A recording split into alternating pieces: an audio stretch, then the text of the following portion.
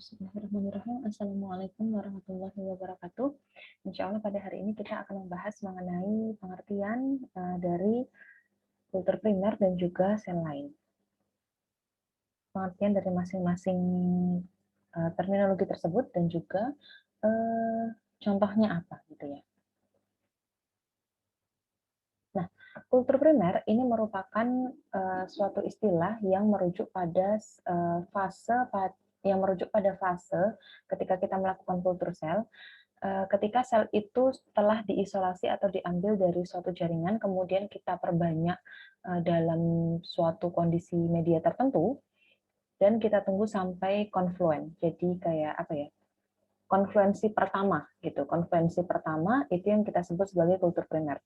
Jadi kultur primer ini merupakan suatu fase ketika kita bisa mengisolasi dari suatu jaringan, kemudian hasil isolasi itu kita tanam pada media, kita proliferasikan, kemudian kita kondisikan mereka pada suatu kondisi tertentu, baik dari medium, suhu, pH, dan seterusnya.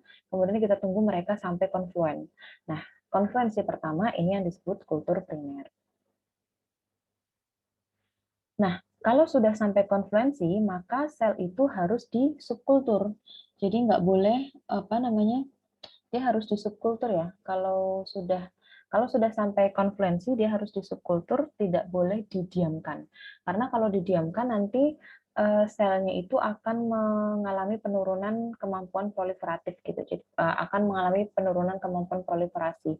Karena apa ya? Sel-sel itu pada umumnya ketika mereka sudah mempunyai kontak ya antara satu sel dengan sel yang lain, itu biasanya mereka itu menjadi sinyal bahwa oh saya harus berhenti membelah gitu.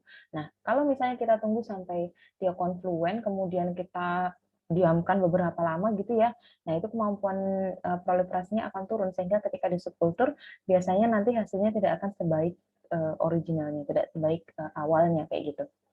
Nah, karena masalah itu juga, makanya biasanya kita mensubkultur suatu kultur sel itu sebelum mencapai konfluensi 100%. Jadi pas dia di konfluensi 80% lagi tinggi-tingginya gitu, nah itu kita subkultur gitu. Jadi emang nggak kita tunggu sampai konfluen 100%. Terus kemudian ini kemarin udah sempat dibahas ya, jadi di praktikum ya subkultur itu mentransfer sebagian dari kultur primer ke dalam flask yang baru, kemudian dikasih growth medium yang baru juga, kemudian fungsinya untuk apa? Fungsinya untuk apa? Kenapa harus diberikan atau harus ditransfer ke flask baru supaya kita menyediakan sel-sel kita ini ruang baru untuk tumbuh gitu, supaya nggak desek-desekan ibaratnya gitu. Karena itu tadi sel kalau udah desek-desekan, jadi satu sel menyentuh sel yang lain, itu nanti akan menjadi sinyal bahwa oh ini sudah nggak ada space lagi, jadi kegiatan proliferasi kita ini harus dihentikan kayak gitu. Nah, kemudian cell lines. Apa itu cell lines? Cell lines ini adalah suatu kultur sel yang sudah established, yang sudah stabil gitu ibaratnya. Sudah stabil secara permanen. Kenapa dibilang stabil secara permanen? Karena dia salah satu tipe sel line itu bisa berproliferasi secara indefinite. Indefinite itu berarti berproliferasi tanpa batas gitu. Jadi kayak sel kanker gitu loh. Jadi tidak ada batasnya untuk dia berproliferasi. Dia bisa berproliferasi terus selama diberikan medium dan juga ruang, artinya dia rajin di subkultur gitu ya. Jadi tidak sampai desek-desekan kayak gitu.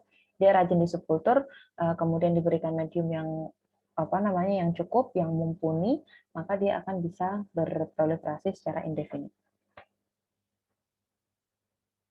Nah, suatu sel kultur yang dikembangkan dari sel tunggal ya.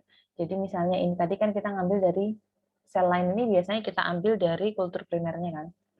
Nah, dari kultur primer itu kadang-kadang masih harus kita seleksi lagi. Jadi yang namanya sel itu meskipun dia ada dalam organ yang sama, dia itu bisa punya properti yang berbeda. Properti yang berbeda itu dilihat dari mana? Dilihat dari surface marker. Jadi tiap sel itu mempunyai surface marker yang berbeda.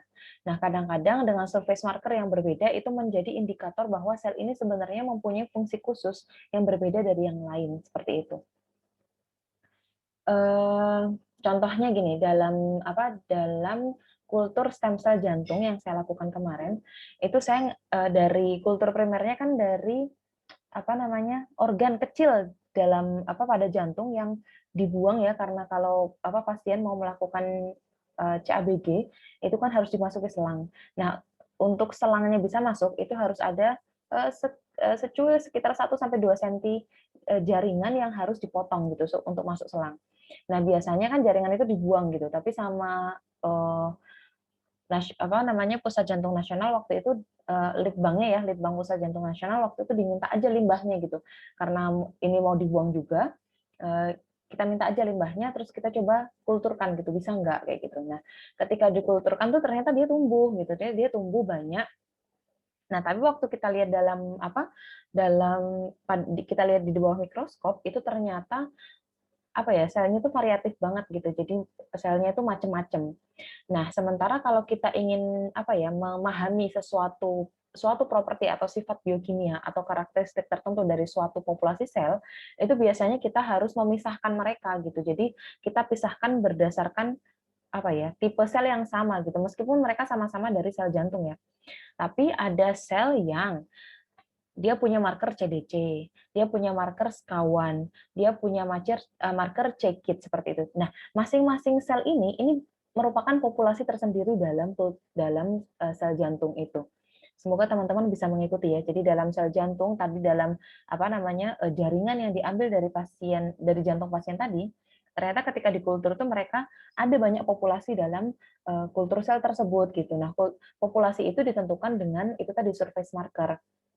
Jadi ada surface marker sekawan, surface marker CKIT, surface marker CDC, surface marker site population dan seterusnya. Jadi ada banyak sekali di situ.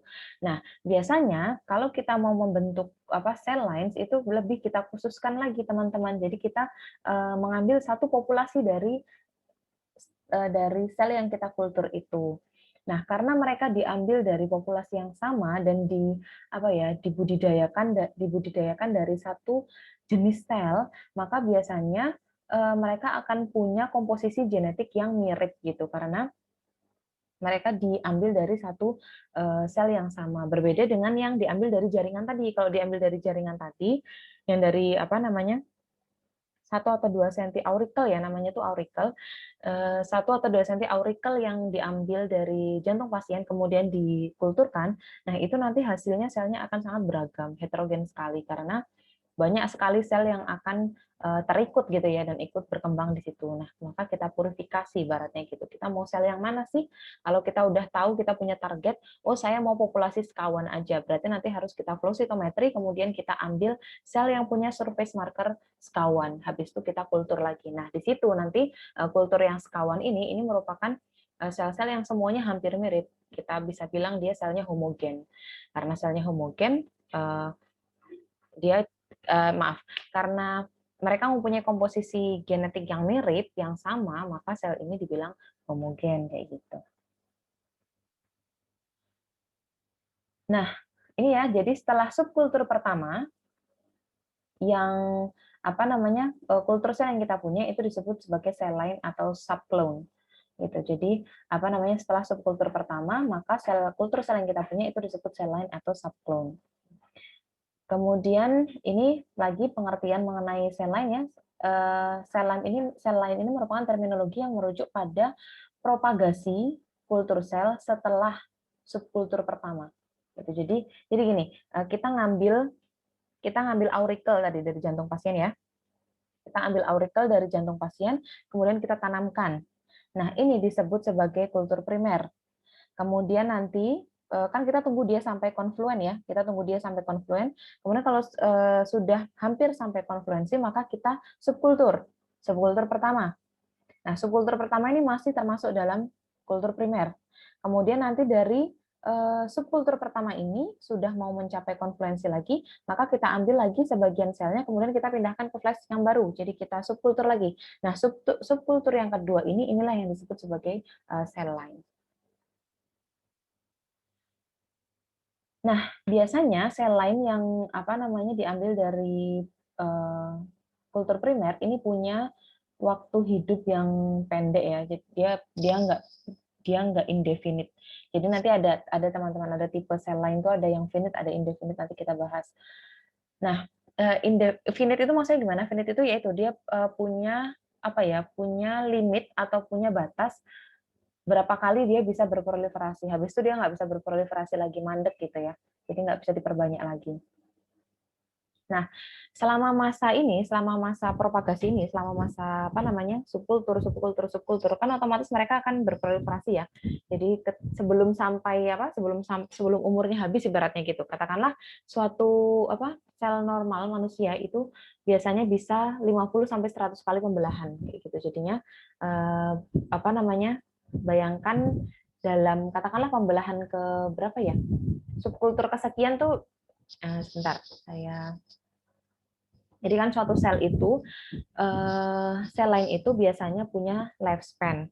Lifespan-nya ini terbatas, jadi tidak semua sel lain itu mempunyai properti seperti sel kanker atau punya properti indefinite seperti yang saya sebutkan sebelumnya. Jadi ada tipe sel lain yang finite, ada tipe sel lain yang indefinite. Yang finite ini mereka punya waktu hidup, jadi nggak bisa immortal gitu ya.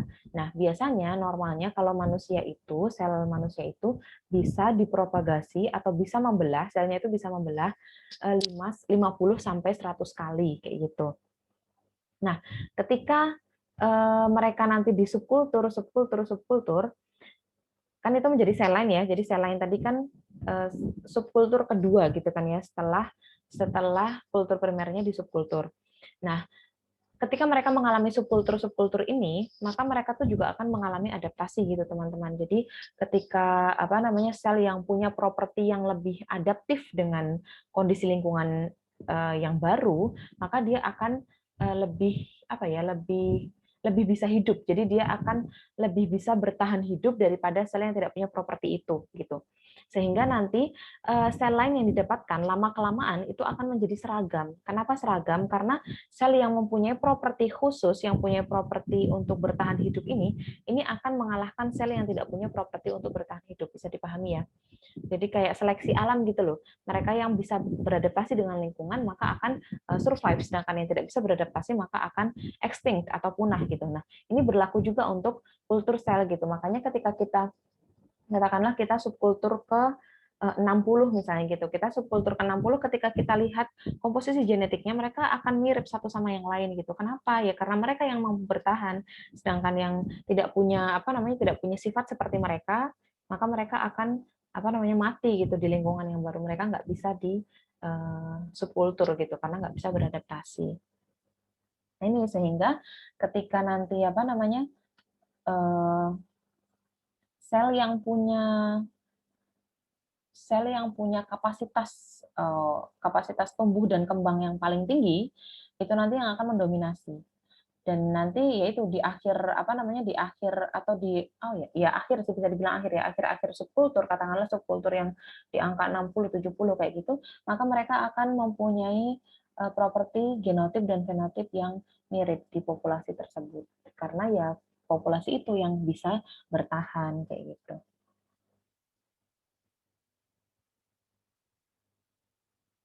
Nah, kemudian ada yang namanya cell strain. Cell strain ini misalnya ketika suatu subpopulasi dari sel lain itu diseleksi dari kultur tersebut dengan cloning atau metode lain. Nah, ini yang dinamakan cell strain. Jadi yang tadi saya bilang ya, kan tadi kultur yang dari auricle itu dinamakan kultur primer. Terus nanti kultur primer mau konfluen. Terus kita subkultur sehingga kita punya dua kultur sekarang. Yang satunya kultur primer, yang satunya kultur primer juga tapi setelah di subkultur. Jadi harus kita pasas gitu kan ya. Saya ulang lagi. Jadi dari auricle tadi kan kita tanam dalam flask yang kita kasih medium, kemudian dia tumbuh. Nah, setelah tumbuh, kita tunggu dia sampai mengalami 80% konfluensi. Nah, setelah mengalami 80% konfluensi, kita akan mempasas, jadi akan mensubkultur kultur kita ini, sehingga nanti kita punya dua kultur. Yang kedua kultur ini disebut sebagai kultur primer, meskipun kultur yang kedua itu merupakan hasil subkultur dari yang kultur yang pertama yang ada jaringannya kayak gitu.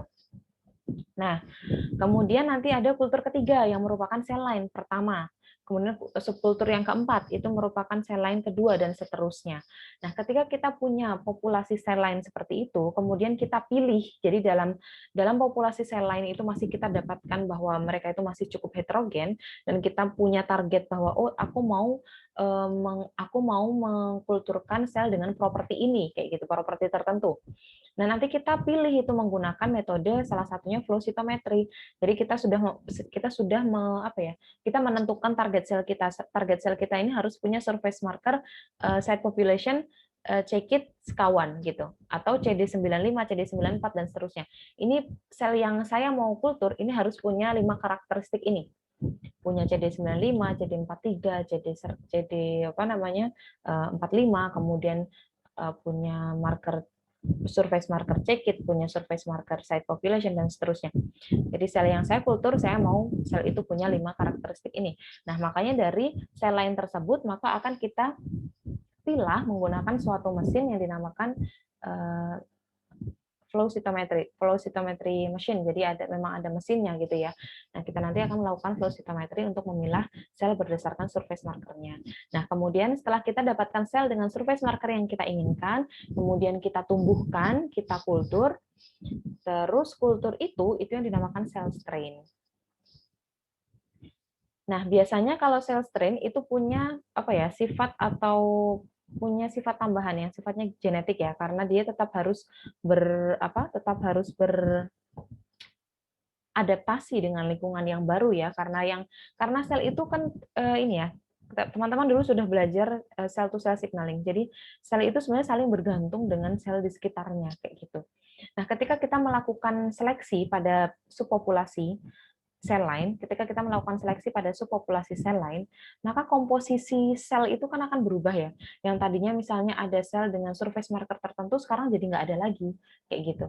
Nah, otomatis sel yang tadi diseleksi itu harus beradaptasi, harus menyesuaikan diri gitu dengan komposisi sel yang ada sekarang, seperti itu. Jadi, makanya biasanya sel strain ini nanti akan punya karakteristik lain yang tidak dimiliki oleh parental lainnya. Jadi tidak dimiliki oleh sel-sel yang sel lain yang sebelumnya kayak gitu.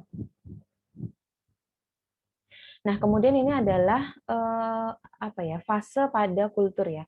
Jadi yang pertama kita melakukan isolasi jaringan.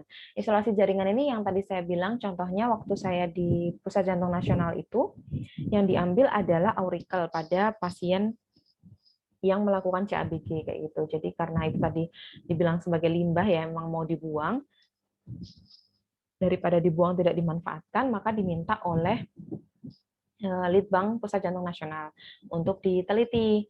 Nah, alhamdulillah boleh. Kemudian kita bersumber dari situ. Jadi waktu itu sebelum saya itu ada satu kakak tingkat saya gitu ya. Jadi kakak tingkat saya itu yang ngambil kultur primernya. Jadi saya dapat sel lainnya. Kultur primernya itu yaitu dari aurikel itu, kemudian dikembangkan ya di kultur, kemudian nanti dibuat sel lain kayak gitu di subkultur terus sehingga menjadi sel lain. Nah, saya dapat yang sel lainnya, saya nggak dapat yang kultur primernya. Nah, jaringan ini kan merupakan suatu kelam ya. Kelam itu adalah kumpulan dari berbagai macam sel gitu kan ya. Nah, nanti ketika ketika di kultur biasanya mereka akan mengalami disagregasi, jadi mereka akan terpisah satu sama lain. Kemudian nanti hasil dari jaringan yang kita isolasi dan kita kultur ini dinamakan kultur primer, yang mana dia punya lifespan yang terbatas ya, punya angka harapan hidup yang terbatas. Nah, kemudian setelah menjadi sel kultur primer, dia nanti akan diperbanyak lagi kan di subkultur sehingga akan menjadi sel lain. Nah, sel lain ini sifatnya finite ini tadi ya, finite, jadi punya umur kayak gitu. Nah, kultur yang finite ini bisa kita otak-atik lagi teman-teman, bisa kita bisa kita akali gitu.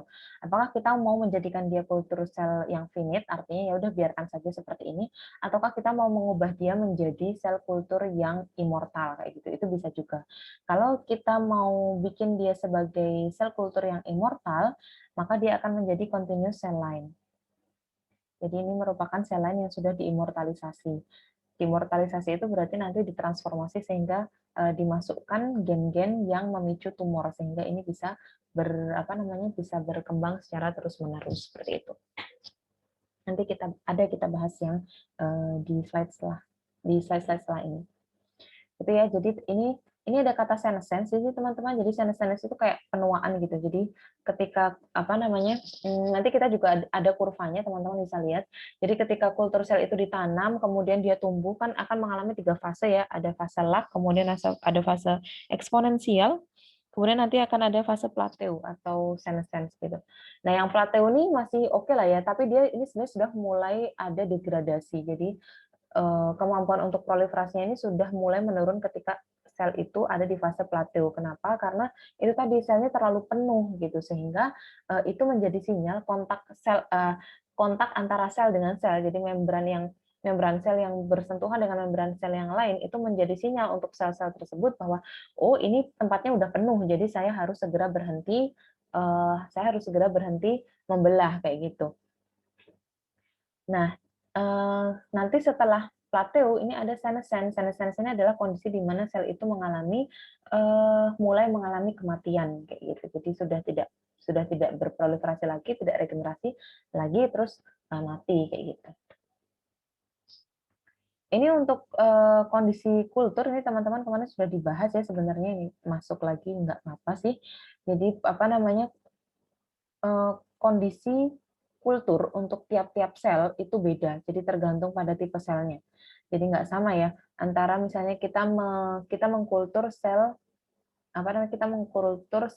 dari ginjal monyet, kemudian kita kultur sel dari sel jantung manusia kayak gitu, itu nggak akan punya permintaan yang sama gitu, nggak akan ada requirement yang sama. Jadi dari medianya aja mungkin yang dipakai sudah berbeda karena mereka punya punya properti yang berbeda sehingga kebutuhan selnya juga berbeda. Kemudian dari suhu, kemudian dari pemberian growth serum kayak gitu mungkin juga akan berbeda sehingga sangat tergantung pada tipe selnya. Nah, tapi untuk kultur yang ideal ya harus ada komponen-komponen ini. Misalnya ada substrate atau medium yang nanti akan menyuplai nutrisi esensial yang diperlukan oleh sel. Nutrisi esensial itu apa aja? Ada asam amino, ada karbohidrat, ada vitamin, ada mineral dan seterusnya.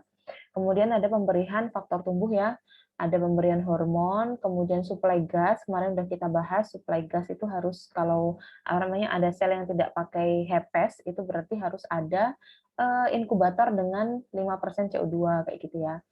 Terus nanti harus ada kondisi lingkungan yang secara physicochemical itu secara fisik kimia itu diregulasi dengan ketat. Apa saja? Misalnya ada pH, osmotic pressure dan juga temperatur. Nah, kalau misalnya sel yang kita tanam itu adalah sel yang sifatnya adheren, yaitu selnya yang harus menempel pada substrat, maka sel ini harus kita sediakan substrat gitu. Jangan kita kasih dia suspensi. Artinya sel itu harus ditumbuhkan sesuai dengan sifatnya dia di in vitro seperti apa.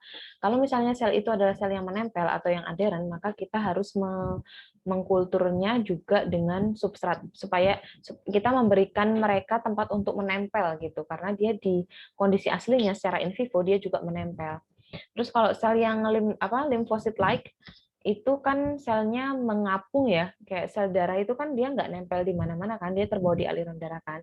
Nah, ketika dikultur, maka dia juga harus berada di dalam suspensi, nggak usah dikasih substrat, karena kalaupun dikasih substrat dia nggak akan nempel kayak gitu, karena dia aslinya juga nggak nempel kayak gitu. Jadi ini kondisi sel kulturnya harus bergantung pada tipe sel. Kemudian ada yang namanya cryopreservation. Jadi seandainya nanti ketika kita mensubkultur ternyata kita punya surplus, jadi kita kelebihan sel gitu.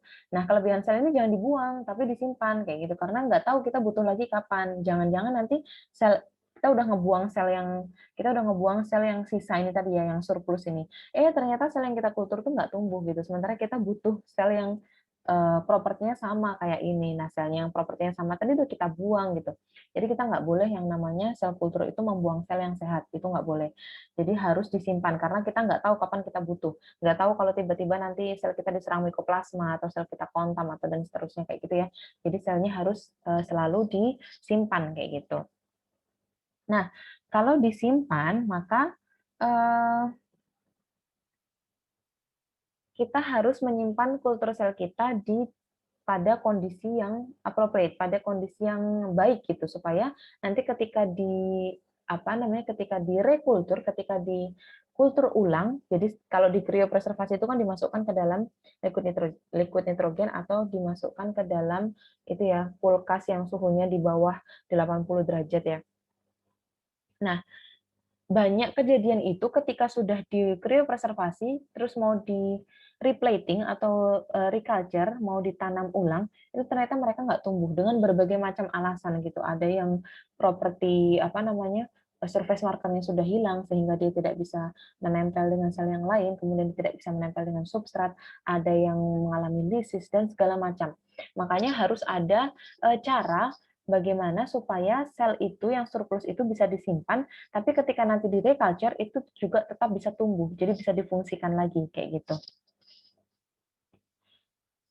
Nah, salah satu caranya adalah dengan menambahkan agen protektif pada kultur yang mau kita kriopreservasi gitu. Nah, biasanya agen yang protektif ini kita pakai DMSO atau gliserol.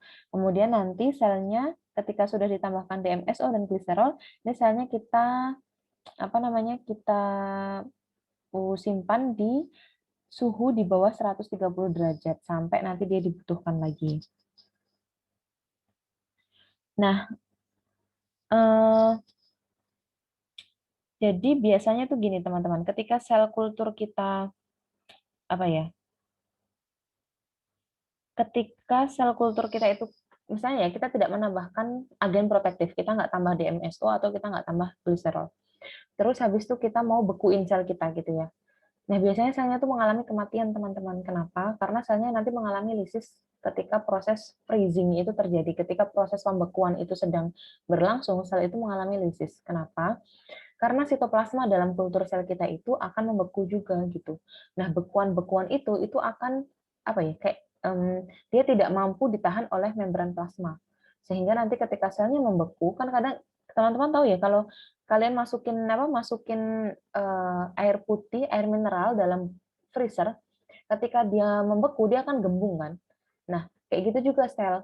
Nah, ketika dia menggembung itu sel membran plasmanya akan lisis gitu. Jadi akan mati. Jadi ketika nanti kalau tidak dikasih agen protektif, pas nanti kita reculture, ya nggak bisa tumbuh. Kenapa nggak bisa tumbuh ya? Karena selnya udah pada mati kayak gitu. Maka harus kita kasih DMSO atau gliserol. Yang mana fungsinya adalah dia ini akan melakukan water displacement. Dia punya properti water displacement. Jadi menggantikan posisi air gitu. Air dalam sitoplasma dalam tanda kutip ya, menggantikan posisi cairan dalam sitoplasma. Nah, DMSO ini dan gliserol ini ditambahkan pada sel kultur dengan harapan nanti akan mengurangi pembentukan es. Jadi akan mengurangi pembentukan es dalam sel gitu. Jadi nanti biar yang membeku itu sel mediumnya saja kayak gitu. Sedangkan bisa memperlambat proses pembekuan atau malah tidak tidak menjadikan beku sama sekali sitoplasma gitu supaya tidak terjadi lisis. Jadi ini mencegah pembekuan cairan sitoplasma seperti itu ya sehingga nanti ketika sel itu kalau mediumnya kan nggak masalah, medium beku nggak masalah. Ketika nanti di reculture dia akan tetap hidup kayak gitu. Kemudian lagi ya. Ini adalah morfologi ya. Sebentar. Nah, morfologi sel pada kultur itu ada 3. Jadi yang pertama kita lihat, nah ini ya, kultur sel itu bisa dibagi menjadi 3 kategori berdasarkan bentuk dan penampakan dari sel kultur itu sendiri. Jadi berdasarkan morfologinya, maka kultur sel bisa dibagi menjadi 3 kategori. Apa aja? Kategori pertama fibroblast, kategori kedua epithelial-like, terus kategori ketiga adalah lymphoblast-like. Yang ini yang pertama fibroblast-like. Saya ulang lagi, jadi ada fibroblast-like, ada epithelial-like, kemudian ada lymphocyte-like. Ya, terus kita lihat yang fibroblast dulu. Jadi yang fibroblastik atau yang fibroblast-like ini bentuknya yaitu bisa bipolar, bisa multipolar, kemudian bentuknya nanti selnya memanjang, kemudian tumbuhnya menempel pada substrat. Nah, kita lihat kayak gini. Jadi ini yang kayak bintang-bintangnya ini kayak ini fibroblast like. Nah, sel jantung tuh juga kayak gini teman-teman. Jadi kalau dulu saya apa namanya mengkultur ya, terus ngeliat di bawah mikroskop selnya jadi kayak gini tuh rasanya happy banget, senang. Karena dia yang kayak gini nih berarti dia udah nempel pada substrat karena dia sudah membentuk bintang. Kalau nanti apa namanya kalau dia belum membentuk bintang, jadi masih bulat-bulat itu belum nempel ke substratnya berarti. Nah, di sini kita bisa lihat nih ya. Bentar saya ganti ke. Nah, di sini kita lihat nih. Tadi dibilang kalau selnya bipolar atau multipolar ya. Karena ini tadi, ini ada sel yang cuma ada 2 ujung. Terus di sini ada yang ujungnya 3 segitiga. Terus ada yang bentuknya aneh-aneh lagi kayak gitu. Nah, ini namanya bipolar atau multipolar. Jadi bentuknya dia emang nggak seragam gitu ya. Tapi biasanya bentuk selnya seperti ini, memanjang kayak gitu. Nah, kemudian ini bentuk apa namanya yang sel-sel yang fibroblastik tapi setelah mengalami konfluensi. Jadi kalau yang konfluen kayak gini nih biasanya udah 100% atau mendekati 100 ya. Tapi kalau kita lihat dari sini, kita lihat di sini kayak timbul-timbul semua ya, teman-teman. Di sini kayak timbul-timbul semua dan udah nggak ada ruang kosong di sini. Ini yang apa namanya yang kita bilang 100% konfluen kayak gitu. Nah, yang kayak gini nih kalau saya dulu menurut saya ini sudah terlambat untuk di subkultur. Jadi biasanya kalau di subkultur ya untung-untungan kalau bisa tumbuh ya alhamdulillah, kalau nggak bisa tumbuh ya wajar gitu karena mereka udah kepenuhan di sini. Jadi biasanya sebelum sampai seperti ini sudah kita subkultur. Nah, kemudian ini bentuknya ketika belum banyak. Jadi yang tadi yang ini udah konfluen, terus yang ini juga udah lumayan banyak ya. Kalau ini belum banyak, terus kita lihat lebih dekat lagi tuh bentuknya kayak gini. Jadi kita lihat apa ya? Dia emang kayak bintang gitu ya, kayak pelat-pelat gitu. Nah, terus ada juga yang epithelial-like. Jadi yang epithelial-like ini bentuknya poligonal, terus apa namanya dia juga menempel pada substrat. Terus ada yang lymphoblast-like. Lymphoblast-like itu bentuknya spherical, jadi dia bulat-bulat gitu. Terus dia nggak menempel pada substrat, jadi dia nanti akan ditumbuhkan pada medium suspensi. Jadi yang memang yang tidak ada substratnya. Jadi nanti selnya ini akan ngambang gitu ya. Nah, ini contohnya yang tadi ya, yang fibroblast tadi, kalau udah penuh kayak gini teman-teman. Kayak gini tuh seneng kalau pas kita emang mau nyari ini ya, mau nyari apa namanya, yang A ini loh. Kita seneng kalau emang kita mau nyari dia nungguin konfluen gitu, kita seneng kalau selnya kayak gini. Tapi kalau kita nggak nungguin konfluen, kita nungguin 80% konfluen, nah ini yang kita ambil kayak gini kira-kira. Nah, biasanya tuh mereka nggak sama teman-teman, jadi dalam flash itu kan luas tuh. Sedangkan bidang pandang kita dalam mikroskop itu kan terbatas ya. Jadi nanti bisa di apa di area-area pada flash itu tuh penuh, tapi area yang lain tuh nggak penuh kayak gitu misalnya. Bisa terjadi seperti itu. Jadi memang tidak merata. Terus ada yang epitelial. Nah, kita bandingkan nih yang ini fibroblast, yang ini epitelial. Kita lihat ya bentuknya dia beda ya. Yang ini poligonal memang. bentuknya beda kayak yang fibroblast. Kalau fibroblast kan memanjang nih, gitu ya. Ini kayak sel-sel otot jantung kan kayak gini. Nah, yang ini epitelial kayak gini, poligonal gitu ya. Terus yang ini suspensi. Suspensi itu yang dia lymphoblastic tadi, jadi lymphoblastik gitu. Ini dia nggak akan nempel pada substrat karena dia emang nggak butuh substrat. Dia nanti akan ngapung gitu di mediumnya. Terus sebenarnya teman-teman ketika nanti ini ya, yang fibroblastik ini, teman-teman mau subkultur kan tetap harus pakai tripsin ya. Jadi ketika di apa namanya dikasih tripsin, nanti kan ditunggu selama berapa 2 menit sama nanti kalau belum 90% berarti kita tambahin lagi 30 detik. Nah, nanti setelah pakai tripsin itu mereka akan jadi bulat, nah akan jadi spherical. Jadi lucu ini nanti kalau diambil di apa dikasih enzim ya, dikasih ditripsinisasi nanti akan jadi spherical. Tapi nanti kalau kita pindahin, jadi kita memindahkan sel, kita mengsubkultur apa namanya kultur serv yang fibroblastik ini bentuknya spherical. Tapi nanti ketika sudah dipindah, terus kita masukin inkubator, kita harus cek lagi hari besoknya gitu. Besoknya kita cek lagi, dia udah nempel belum gitu, udah bentuk bintang lagi belum. Kalau belum nempel, lah ini calon-calon mati itu. Karena apa namanya dia nggak bisa nempel ke substrat kayak gitu. Dan biasanya emang ada. Nggak semuanya yang kita subkultur itu akan hidup dan menempel pada substrat kayak gitu. Kemudian nah, ini tipe sel lain. Jadi, tipe sel lain itu ada beberapa kategori, teman-teman nanti nggak usah bingung ya. Ada yang mengkategorikan seperti ini. Sel lain itu ada sel normal, ada sel yang ditransformasi, ada stem cell. Ada juga yang mengkategorikan seperti ini. Sel lain itu sel lain yang finite, sel lain continuous, sama sel lain yang transform atau ditransformasi. Nggak masalah, kita bahas satu-satu. Jadi kalau sel lain yang normal, yang dikategorikan sebagai normal, ini berarti adalah sel yang diambil dari jaringan tumor, kemudian dikultur sebagai satu jenis sel gitu. Jadi sudah di apa ya? Kalau kita bilang tadi sudah di cell strain gitu ya. Dia sudah berupa cell strain. Jadi ini sudah punya properti khusus yang kita seleksi dari subpopulasi yang dari kultur primernya kayak gitu. Jadi ini sudah khusus kita bilang cell strain kayak tadi ya. Nah, kemudian ada kita bilang juga sel lain yang sudah ditransformasi atau transform sel lain. Artinya apa? Ini adalah sel-sel normal yang kayak tadi ini yang kita berikan suatu apa ya, bisa berupa protein ya, kita induksi gitu. Jadi ini adalah sel normal dari sini yang kita induksi secara genetik supaya bisa menjadi sel tumor.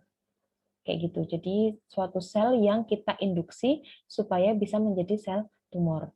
Kemudian kalau stem cell, sel lain berupa stem cell yang saya kembangkan waktu itu, yang saya kerjakan waktu itu adalah stem cell. Jadi stem cell resident cardiac stem cell. Jadi stem cell yang ada di jantung dewasa kayak gitu. Itu yang dikembangkan oleh Pusat Jantung Nasional. Harapan kita waktu itu. Nah, mereka ini apa? Mereka ini adalah master cell. Jadi sel yang akan meregenerasi atau yang akan memproduksi atau membuat sel-sel lain yang sudah lebih spesifik. Jadi contohnya kalau kayak yang apa? Resident cardiac stem cell yang waktu itu saya kerjakan, maka harapannya dia bisa berkembang menjadi 3 tipe sel dalam sel jantung ya. Jadi bisa jadi sel otot halus, bisa jadi miokardium, bisa jadi sel endotel kayak gitu untuk vaskularisasi. Jadi biasanya stem cell yang dikembangkan dari organ yang matang itu biasanya dia sifatnya multipoten aja gitu. Jadi bukan pluripoten, bukan totipoten, tapi sifatnya multipoten, hanya bisa berkembang sesuai dengan sel di mana hanya bisa berkembang sesuai di mana sel itu berada gitu. Jadi nggak mungkin kalau yang saya ambil itu resident cardiac stem cell kemudian dia jadi hepatosit atau dia jadi neuron, itu nggak bisa.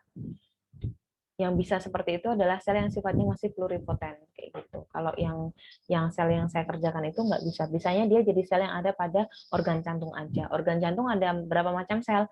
Ada 3 macam. Ada apa aja? Ada otot halus, ada apa? Miokardium, kemudian ada sel endotel. Terus selanjutnya, ini ada sel lain ya, ada sel lain yang dikategorikan sebagai sel lain yang finite, kemudian sel lain continuous, kemudian sel lain yang ditransformasi. Nah, yang finite ini adalah eh, sel normal yang biasanya hanya bisa hanya bisa berproliferasi atau membelah diri beberapa kali saja gitu. Katakanlah tadi yang kita sebutkan 50 sampai 100 kali. Nah, itulah yang dinamakan sel lain yang finite. Jadi setelah 100 kali pembelahan, maka dia akan kehilangan kemampuan proliferasinya gitu. Dan fase ketika suatu sel itu kehilangan sifat proliferatif, jadi sudah tidak mampu untuk membelah diri lagi, itu dinamakan dengan senescence. Senescence ini ya. Kemudian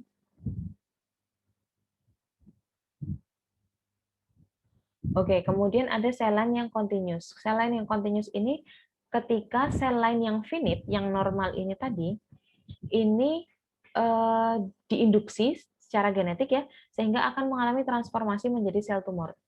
Gitu. Ini yang dinamakan sel lain kontinu. Kemudian, maaf. Sel lain kontinu ini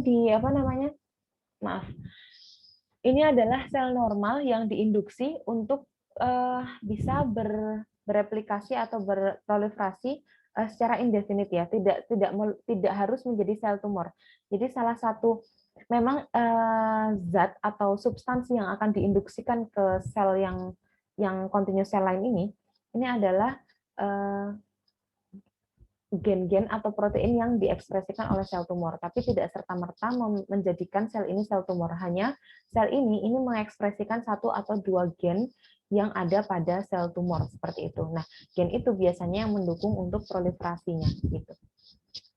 Kalau yang transform sel lain, nah baru ini merupakan sebuah konversi atau perubahan ya dari yang sel yang normal dan sehat ini dirubah menjadi sel yang sifatnya cancerous atau tumorous. Jadi dirubah menjadi sel kanker kayak gitu.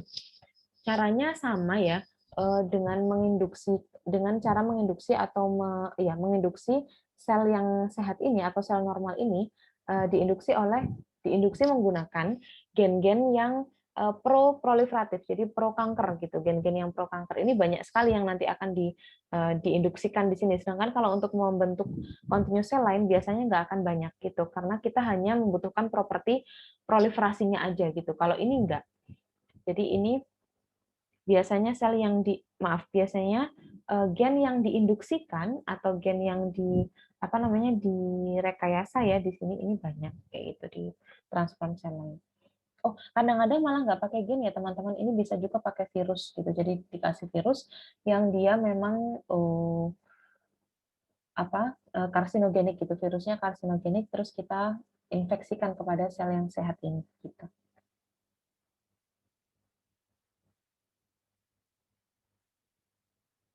Nah, ini tadi juga sama, ini pengertiannya yang finite cell line ya, cell line yang finite. Ini tadi kita sudah bahas bahwa dia hanya bisa berproliferasi sebanyak misalnya 50 sampai 100 kali, habis itu dia akan mengalami senescence ya. Kemudian ini kalau manusia itu biasanya antara 50 sampai 100 ya, kalau yang murin itu 30 sampai 50 kali aja. Itu. Kemudian ini yang continuous cell line. Tadi sudah dijelaskan juga ya. Ini tadi selain menggunakan diinduksi gen, ini juga bisa dengan memperlakukan mereka dengan karsinogen yang chemical atau menginfeksi mereka dengan virus-virus yang onkogenik atau virus-virus yang menyebabkan kanker. Nah, ini adalah kurva yang tadi saya bilang ke teman-teman. Jadi pada kurva ini kita lihat ini ada minggu ya.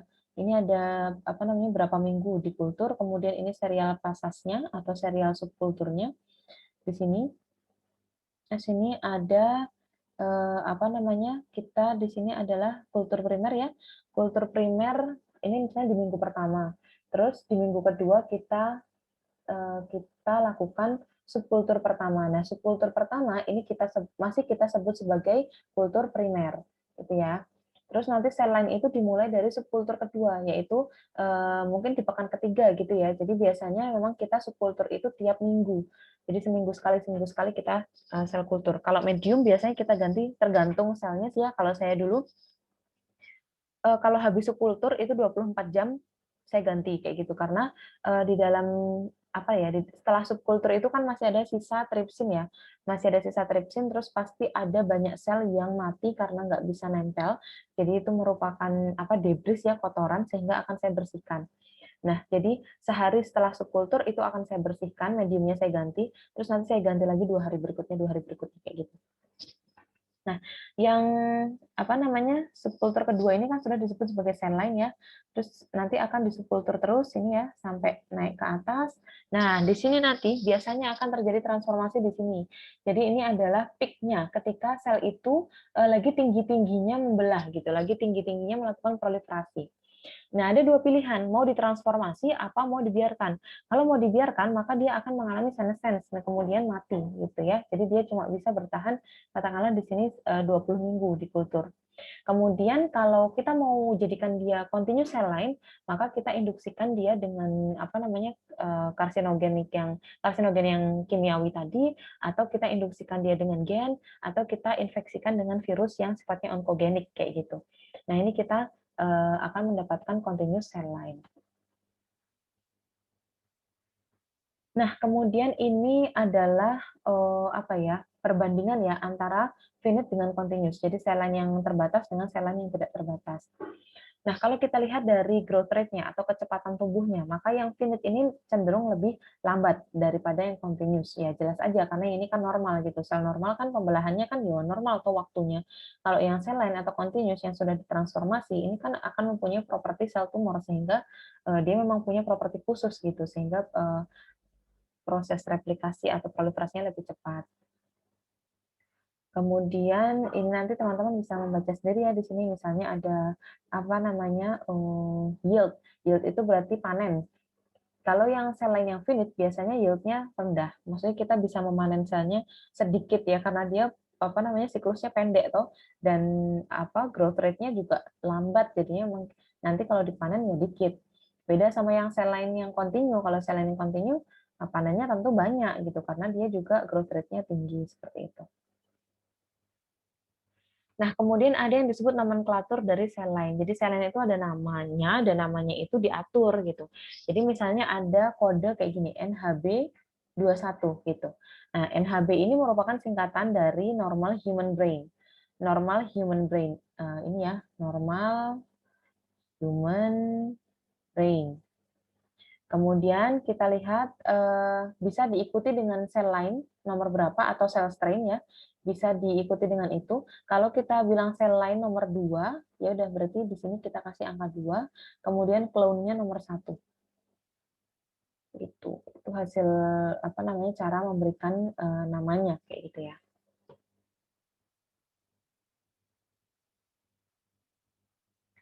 Jadi kayak gini teman-teman, misalnya ini bisa juga kita artikan begini ya. Jadi ketika kita melakukan subkultur, kita tuh nggak melakukan cuma satu vessel aja gitu, nggak cuma melakukan satu flask aja. Jadi misalnya dari subkultur ini kan ini mengalami konfluensi sampai berapa katakanlah 80% ya, 80% konfluensi. Nah ini selnya akan saya bagi menjadi 3 flask gitu. Nah itu ketiga-tiganya merupakan subkultur kedua, meskipun ada 3 gitu. Jadi bisa dimengerti nggak teman-teman? Jadi tidak berarti bahwa ini subkultur pertama yang masih merupakan kultur primer, kemudian nanti saya ambil sebagian selnya, terus cuma saya pindahkan ke satu flask atau satu vessel aja. Enggak.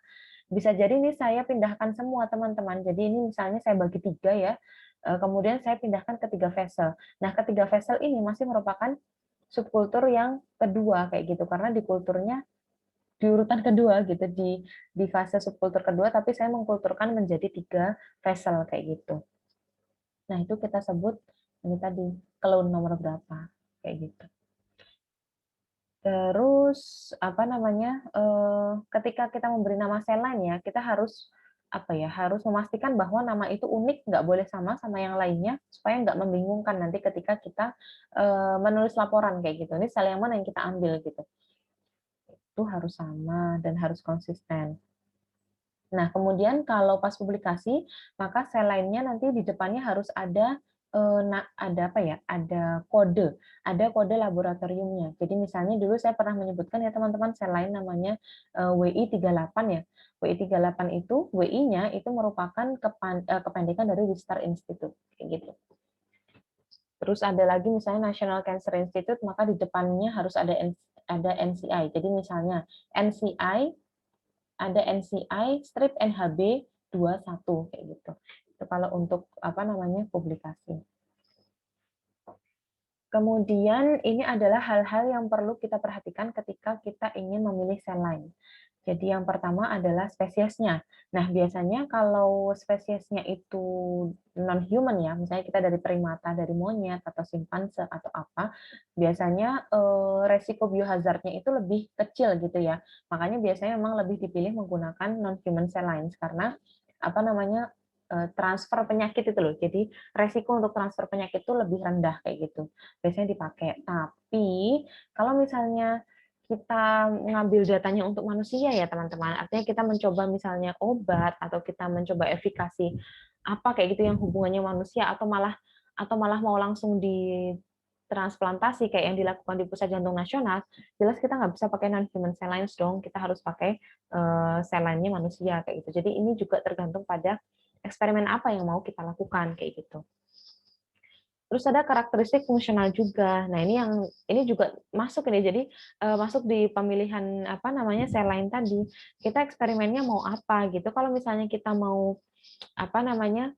Kita mau penelitian tentang uji toksisitas, maka sel lain yang lebih tepat digunakan itu ya menggunakan liver dan juga menggunakan ginjal kayak gitu. Karena lebih cocok gitu. Masa kita mau uji apa namanya? Uji toksisitas kita pakai neuron misalnya atau kita pakai kardiomyosit misalnya kan nggak apa ya tidak appropriate gitu ya nggak tidak cocok gitu jadinya harus sesuai dengan uji penelitian apa yang mau kita lakukan kayak gitu. Terus misalnya kayak kita mau milih, kita mau penelitian nih, sel yang kita pilih nih harus kita mau pakai finite atau mau pakai continuous ya kayak gitu. Nah, kita tergantung lagi nih, kalau kita menggunakan kultur dengan apa namanya selain yang kontinu, ini biasanya memang lebih apa ya, lebih dikehendaki ya, lebih diinginkan. Kenapa? Karena dia tumbuhnya cepat teman-teman, jadi lebih cepat panen dan lebih banyak juga gitu. Terus dia juga gampang di cloning. Jadi biar artinya sifatnya itu cenderung stabil gitu, tidak berubah kayak gitu loh. Kalau yang continuous cell line. Jadi dia apa tumbuhnya cepat sehingga bisa lebih cepat panen dan jumlah sel yang dipanen juga lebih banyak kayak gitu ya. Terus dia juga lebih mudah untuk dikloning, terus lebih mudah juga untuk dirawat ya dipelihara. Tapi eh, misalnya kita mau menggunakan apa ya? Misalnya kita mau uji coba obat atau uji coba vaksin, uji coba lah ya, bukan produksi vaksin. Kalau produksi vaksin memang biasanya pakai yang silent continuous. Tapi kalau kita mau uji coba vaksin, efikasinya seberapa sih? Nah, itu agak agak tidak tepat kalau menggunakan sel lain yang continuous. Kenapa? Karena sel lain yang continuous ini kebanyakan kan secara genetik komposisinya sudah dirubah gitu. Makanya mungkin mereka akan memiliki respon yang lain, artinya respon yang berbeda dari sel yang finite gitu, yang yang komposisi genetiknya tidak dirubah atau tidak direkayasa kayak gitu. Kalau yang continuous cell line kan memang dia sudah direkayasa, makanya kalau continuous cell line kemudian untuk uji coba obat atau untuk uji coba vaksin misalnya itu kurang tepat kayak gitu karena itu tidak seperti aslinya gitu karena tubuh kita kan nggak continuous cell line, tubuh kita kan finite, makanya kita mengalami penuaan toh kayak gitu. Jadi ini kurang tepat karena nanti bisa jadi respon yang dihasilkan itu berbeda kayak gitu. Nah, makanya ini ya banyak peneliti yang memberikan saran bahwa kalau kita mau uji coba obat yang seperti ini, maka alangkah lebih baiknya kalau kita pakai yang apa namanya yang finite gitu. Meskipun dia akan lebih susah ya, lebih susah dipelihara, lebih susah di cloning dan tentu lebih lambat ya, lebih lambat pertumbuhannya sehingga juga akan lebih apa namanya lebih sedikit panennya, tapi akan tetap apa ya, disarankan menggunakan finite cell lines karena ini yang lebih mirip dengan tubuh kita seperti itu. Nah, terus kita lanjutkan ada misalnya kita disuruh milih lagi mau penelitian, kita mau pakai sel normal apa mau pakai yang transform, jadi sel yang sudah ditransformasi. Nah, ini juga tergantung kita mau penelitian apa gitu ya. Kalau karakteristik umumnya itu kalau yang sel lain yang sudah ditransformasi itu pasti akan punya apa namanya, kecepatan atau laju pertumbuhan yang jauh lebih tinggi daripada yang normal kayak gitu, sehingga nanti efisiensi ketika kita plating itu juga akan lebih lebih tinggi kayak gitu. Terus dia juga akan mengurangi jumlah serum dalam media, karena serum ini basically kan untuk apa ya, untuk mempercepat pertumbuhan ya. Sedangkan kalau yang transform cell lines itu prinsipnya tanpa diberi serum aja dia udah bisa tumbuh atau dia sudah bisa berproliferasi dengan cepat kayak gitu. Jadi akan meminimalisir penggunaan serum dalam media, dan ini penting gitu. Kenapa penting? Karena kadang-kadang kita kalau misalnya ingin produk ya, saya ini untuk menghasilkan produk vaksin mau untuk obat kayak gitu. Nah kita pengen yang dia tuh nggak pakai serum kayak gitu, karena serum ini biasanya asalnya dari mana sih? Dari hewan kan, bovine kan, biasanya dari apa, dari calf atau dari segala yang bovine lah, ini hewan gitu. Sedangkan kita tuh nggak ingin memasukkan komponen asing ke dalam tubuh gitu, karena pada akhirnya produk yang akan dihasilkan nanti kan akan kita pakai kayak gitu. Nah serum ini bermasalahnya di situ teman-teman, karena yang menggunakan serum pada kultur sel ini biasanya masih menggunakan serum hewan gitu. Ini juga yang waktu itu dihadapi oleh Litbang Pusat Jantung Nasional waktu saya tesis gitu. Jadi gimana sih caranya gitu biar kita tuh nggak pakai serum yang dari hewan kayak gitu, kita pakai serum yang seperti apa kayak gitu, soalnya nanti sel yang kita tanam ini, sel yang kita propagasi ini akan dikembalikan lagi ke pasien gitu, mana selnya yang mau dikembalikan ke pasien itu sudah dikultur di apa namanya, ibaratnya di media yang sudah diberi serum hewan, jadi ada komponen hewan di situ. Nah takutnya kan nanti ada di samping masalah kehalalan ya teman-teman, itu juga ada komponen apa namanya, sistem imun. Jadi ada komponen immune rejection ini tadi yang ingin kita kurangi kayak gitu. Karena ini akan menginduksi atau apa ya? Ini akan menstimulasi respons sistem imun dalam tubuh kita seperti itu. Nah, kemudian ini adalah parameter-parameter yang harus kita pertimbangkan ketika kita melakukan kultur sel. Yang pertama adalah population doubling time. Jadi seberapa banyak sih misalnya dalam suatu waktu tertentu dia bisa menjadi berapa sel gitu. Jadi dari segini jumlah selnya misalnya kita tanam pertama tuh 300.000. Nah, dalam waktu katakanlah 2 bulan itu dia bisa kita harus bisa memprediksi dia tuh bisa akan menghasilkan berapa juta sel kayak gitu. Nah, itu akan menjadi pertimbangan gitu pada saat kita melakukan kultur sel. Kemudian apakah dia kemampuannya untuk apa namanya?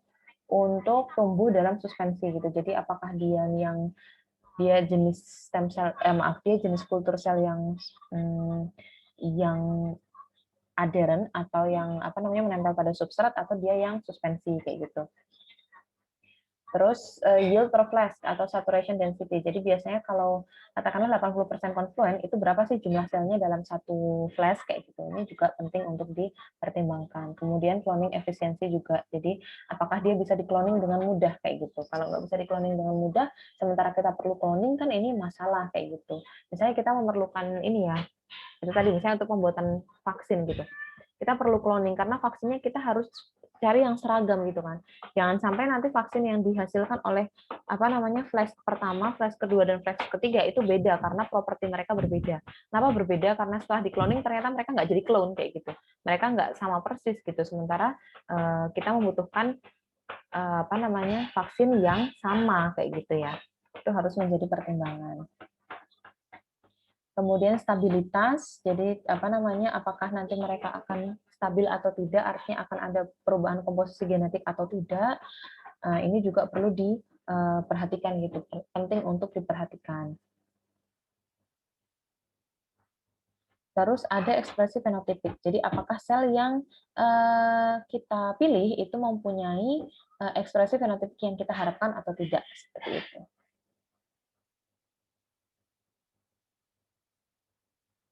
Nah, ini contoh-contoh dari sel line yang sudah apa ya, sudah ada dan dijual bebas ya, teman-teman.